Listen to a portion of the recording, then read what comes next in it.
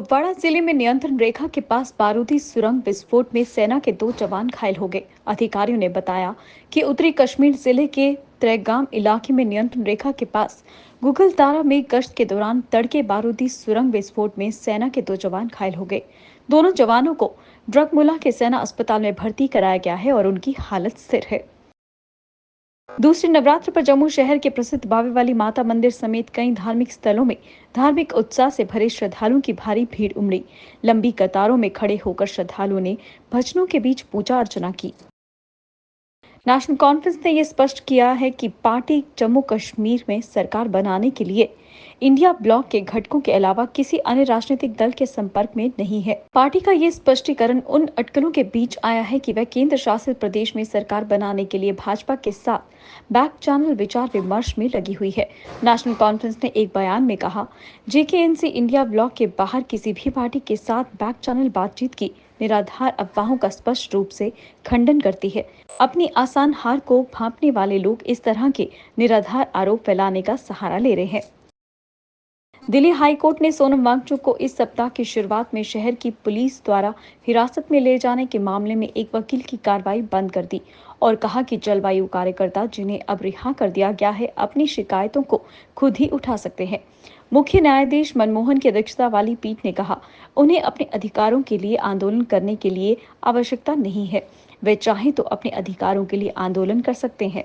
इस मामले में जनहित याचिका नहीं हो सकती। वे अपने तरीके से आंदोलन करेंगे। याचिकाकर्ता की ओर से पेश हुए वकील प्रशांत भूषण ने तर्क दिया कि वांगचुक को मजिस्ट्रेट के सामने पेश किए बिना दिल्ली पुलिस ने कानूनी तरीके से लगभग 3 दिनों तक हिरासत में रखा। केंद्रीय मंत्री शिवराज सिंह चौहान ने भरोसा जताया कि असेंबली इलेक्शंस के बाद भाजपा जम्मू कश्मीर के साथ साथ हरियाणा में भी सरकार बनाएगी। उन्होंने ये भी कहा कि झारखंड में भले ही चुनाव घोषित नहीं हुए हैं, लेकिन वहां भारतीय जनता पार्टी की चल रही परिवर्तन यात्रा को अच्छा प्रतिसाद मिल रहा है। चौहान ने भोपाल में अपने आवास पर संवाददाताओं से कहा, विधानसभा चुनाव के दौरान मैं जम्मू कश्मीर और हरियाणा गया था। मुझे पूरा भरोसा है कि भाजपा वहां सरकार बनाने जा रही है। हरियाणा में माहौल बहुत अच्छा है और हम वहां भी सरकार बनाने जा रहे हैं।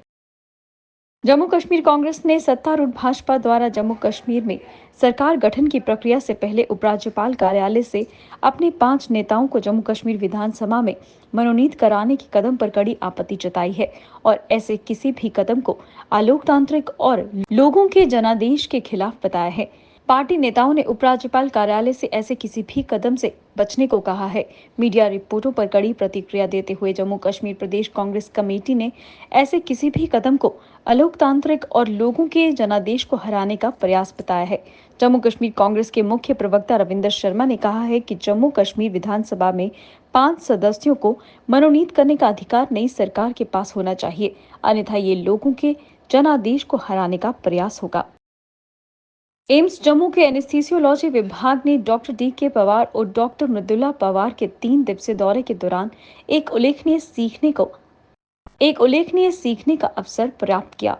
Doctor DK. Pawar AIIMS Delhi के एनेस्थीसियोलॉजी विभाग के पूर्व प्रोफेसर हैं और बाल चिकित्सा एनेस्थीसिया में विशेषज्ञ हैं। डॉक्टर मृदुला पवार जीएमसी जम्मू के दूसरे बैच की पूर्व छात्रा हैं और बीएमएमसी और सफदरगंज अस्पताल में एनेस्थीसिया विभाग के प्रोफेसर और प्रमुख के रूप में सेवानिवृत्त हुई हैं। अपने दौरे के दौरान उन्होंने एनेस्थीसियोलॉजी विभाग के संकाय, वरिष्ठ निवासियों, जूनियर निवासियों, नर्सिंग अधिकारियों और तकनीशियों के साथ बातचीत की। एम्स जम्मू के कार्यकारी निदेशक और सीईओ डॉक्टर शक्ति कुमार गुप्ता ने इस बात पर जोर दिया कि दौरे के दौरान अर्जित ज्ञान एम्स जम्मू में भविष्य की प्रगति और रोगी सुरक्षा प्रोटोकॉल के लिए एक मजबूत आधार के रूप में काम करेगा। जम्मू कश्मीर असेंबली इलेक्शंस के लिए 8 अक्टूबर 2024 को होने वाली मतगणना के सुचारू संचालन के लिए कर्मचारियों को सशक्त बनाने के लिए उधमपुर जिले में चुनाव प्राधिकरण ने डीसी ऑफिस कॉम्प्लेक्स के कॉन्फ्रेंस हॉल में डिस्ट्रिक्ट इलेक्टोरल ऑफिसर उधमपुर सलोनी राय की देखरेख में एक प्रशिक्षण कार्यक्रम आयोजित किया। ये प्रशिक्षण कार्यक्रम मतगणना पर्यवेक्षकों, मतगणना सहायकों और माइक्रो ऑब्जर्वर सहित स्टाफ सदस्यों के लिए आयोजित किया गया था। डिस्ट्रिक्ट इलेक्टोरल ऑफिसर सलोनी राय ने कहा कि मतगणना प्रक्रिया के कुशल संचालन को सुनिश्चित करने के लिए सभी आवश्यक व्यवस्थाएं की गई हैं। उन्होंने मतगणना कर्मचारियों को निर्धारित दिशा निर्देशों का सख्ती से पालन करने और मतगणना प्रक्रिया के दौरान नियमों का सावधानी पूर्वक पालन करने का निर्देश दिया। जम्मू पुलिस ने थाना बड़ी ब्राह्मणा के अधिकार क्षेत्र में 2 बदमाशों को गिरफ्तार किया है और उनके कब्जे से 2 तेजधार हथियार बरामद किए हैं।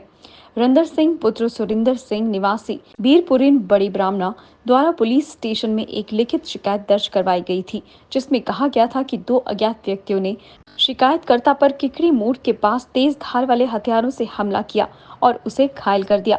शिकायत पर कार्रवाई करते हुए पुलिस स्टेशन बड़ी ब्राह्मणा में मामला दर्ज किया गया है। जांच के दौरान एसएचओ पुलिस स्टेशन बड़ी ब्राह्मणा के नेतृत्व में आरोपी व्यक्तियों नरेंद्रपाल सिंह पुत्र दलेर सिंह निवासी जवाहर नगर राजौरी और लखबीर सिंह पुत्र सोहन सिंह निवासी नानक नगर जम्मू को गिरफ्तार किया गया है।